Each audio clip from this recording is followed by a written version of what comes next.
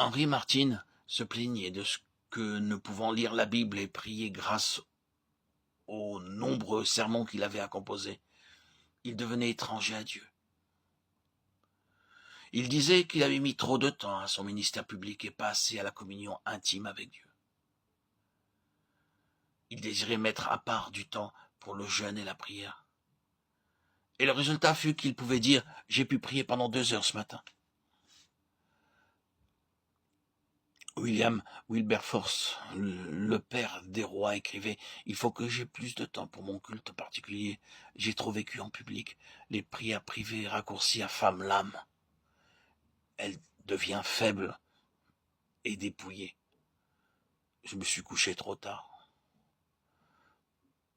Après un échec au Parlement, il déclare « Que je confesse ma douleur et ma honte, et cela probablement vient de ce que j'ai abrégé mes dévotions privées. Ainsi Dieu m'a laissé trébucher. » Des heures matinales et plus de solitude.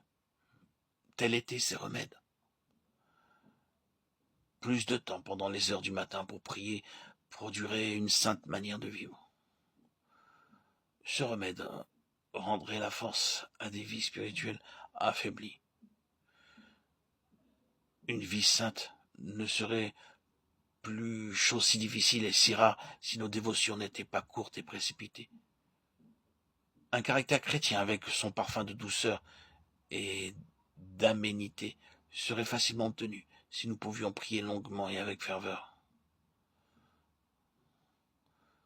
Nous vivons chichement parce que nous prions d'une façon sordide, tandis que si nous passions plus de temps dans notre chambre à prier, nos vies seraient pleines de moelle et de richesse. Plus nous serons avec Dieu en prière, plus nous serons avec lui dans la vie. Des prières écourtées sont fautives et sans puissance.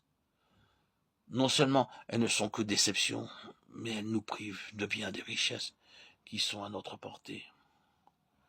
Résister longtemps à genoux instruit et donne la victoire. Nous apprenons en obtenant la couronne du vainqueur. Jésus ne déclare-t-il pas avec une accentuation particulière « Dieu ne vengera-t-il pas ses élus qui crient à lui jour et nuit ?» Prier est la plus grande chose que nous puissions faire. Et pour bien la faire, il faut du calme, du temps, de la détermination. Sans cela, la prière devient la plus misérable et la plus banale des choses. La vraie prière apporte les meilleurs résultats et la prière sans effort les moindres. Autant nous devons bien prier, autant nous devons redouter de tomber dans la parodie de la prière. Il nous faut apprendre à nouveau la valeur de la prière, nous mettre à son école. Il n'y a rien qui demande plus de temps pour être vraiment appris que la prière. Et si nous voulons réellement apprendre cet art merveilleux, il ne s'agit pas d'y consacrer quelques fragments de nos heures, un petit entretien avec Jésus.